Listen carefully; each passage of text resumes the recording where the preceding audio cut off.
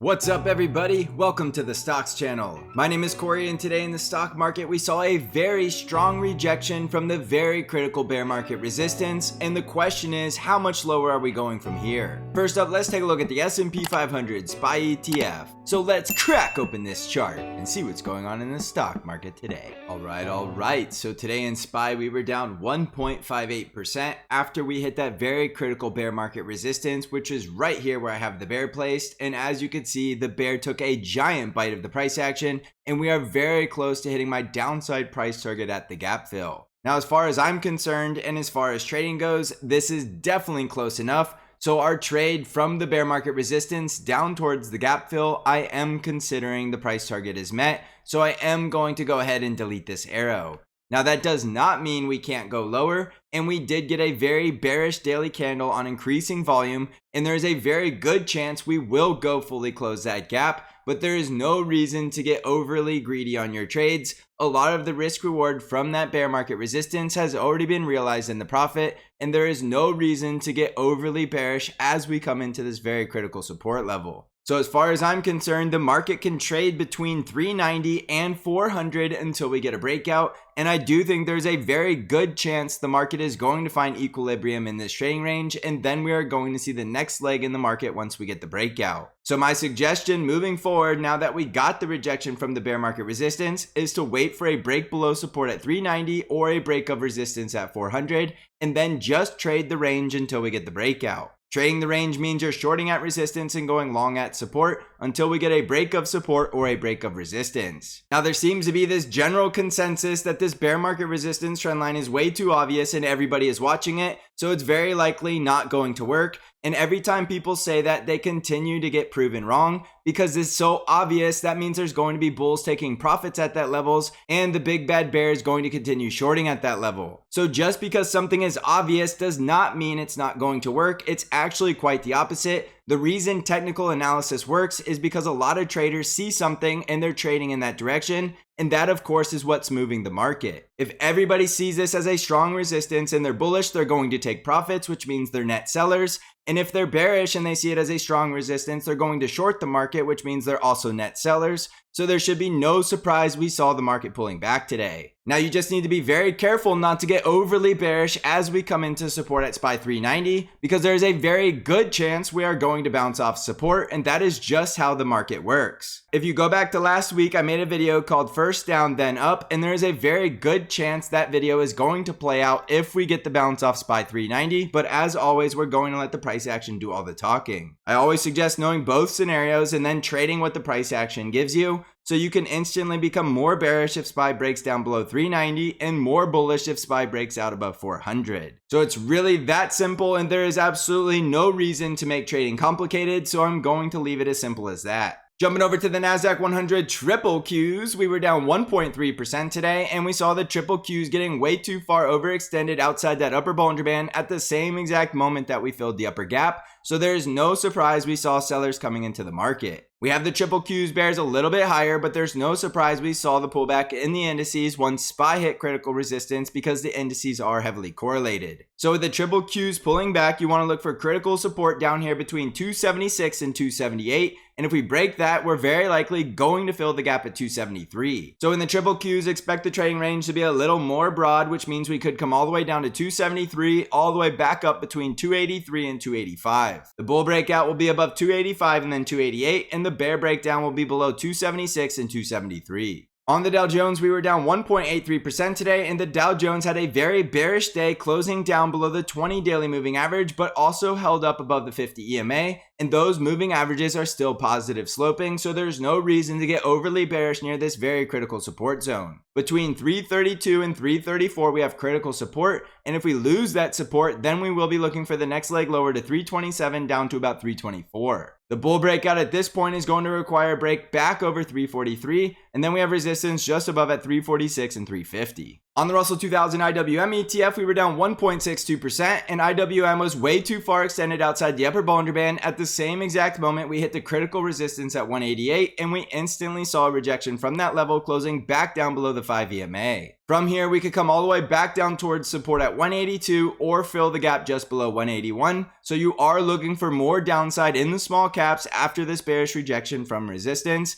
even if it's just a cool down back down towards support before we start back higher yet again. On the break above 188, that's going to be the bull breakout, which could send us up towards 195. On the ARKK ETF, we were down 2.94% today, and ARKK got outside the upper Bollinger Band as we ran into that very critical resistance at 38. So again, there should be no surprise that people are taking profits and bears are stepping in at these levels. The rejection brought us back down towards the 5 EMA, and we are still above the critical support at 34.6. Below 34.6, we'll be looking for a run back down towards 32.5 or the gap fill below 32. On the VIX, we were up 5.06% today, and the VIX is spiking back above 20, which tells you need to be very cautious at this point in time. The whole entire bear market of 2022, the VIX was spiking every time it reached 20, and now we're seeing the VIX bouncing off of 18 and spiking back above 20, which means volatility is coming right back into the market once we hit the bear market resistance trend line. Now, if the VIX immediately crushes back down below 20, that is going to be more bullish. But if the VIX continues to climb from here, just watch out below because we are likely going to continue lower into the bear market. On Bitcoin, we're currently down about 1.7%, and Bitcoin is finding resistance right here at 21,300, which means we could be coming back down towards the 200 daily moving average at 19,500. If we break that support, we still have strong support at 19,000,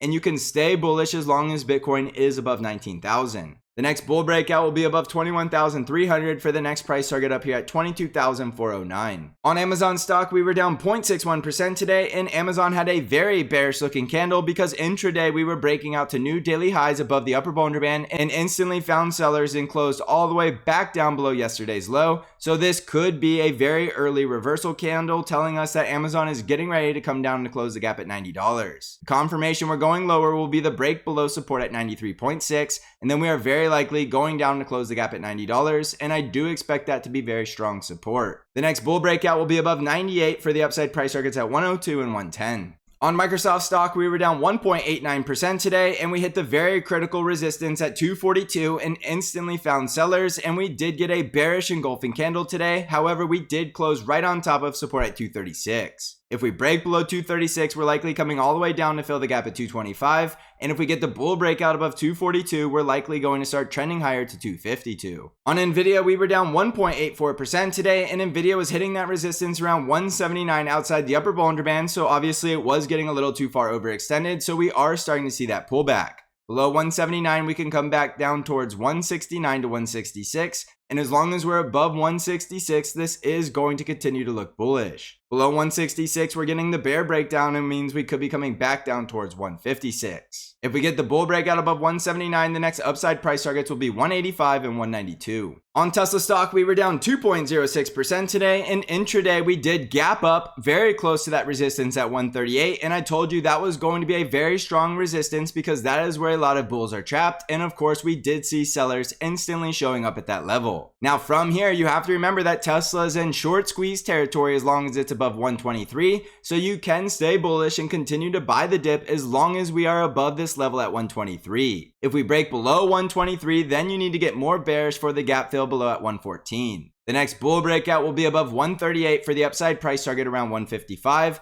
and there is a very good chance we get there in a hurry because there's very likely going to continue to be shorts getting squeezed out of this stock. On Apple stock, we were down 0.54% today, and intraday Apple hit the bear market resistance trendline right around 138 and instantly found sellers at that level because we were also getting extended outside the upper Bollinger Band. We came right back to the support at 135, so it is possible to find buyers at this level. If we break support, we're coming back down towards 131 to 130, and if we lose all of that support, we're likely going to start trending back down towards 125 or 122. The bull breakout above 138 should send us back up towards 141 and then 146. On the financials, we were down 1.87% today, and the financials are cooling down from resistance, and they are still in a bull trend, so you can stay bullish as long as we are above 34.6. The industrials were down 1.88% today, coming back down towards support at the 20 simple moving average, which is right here at 99.5. The healthcare sector was down 1.41% today, breaking the critical support at 134 and closing outside the lower Bollinger Band, which means we could be coming down to the 200 daily moving average at 131. The energy sector was down 1.83% today, starting to build the bull trend and coming right back down to the breakout level at 88.6. So if we get a bounce from here, that is going to be bullish for the upside price target at 92. So jumping back over to the SP 500, remember this is the critical bear market resistance trend line, which means it is a downtrend until the bulls prove it by breaking out above that level, which means we are going to see it in the price action. So for that reason, there is no reason to get bullish once we get to resistance. Wait for the confirmation in the price action that we're breaking out, and then you can instantly get a lot more bullish. Shorting at the bear market resistance trend line continues to work, so do it until it stops working because your risk is very well defined,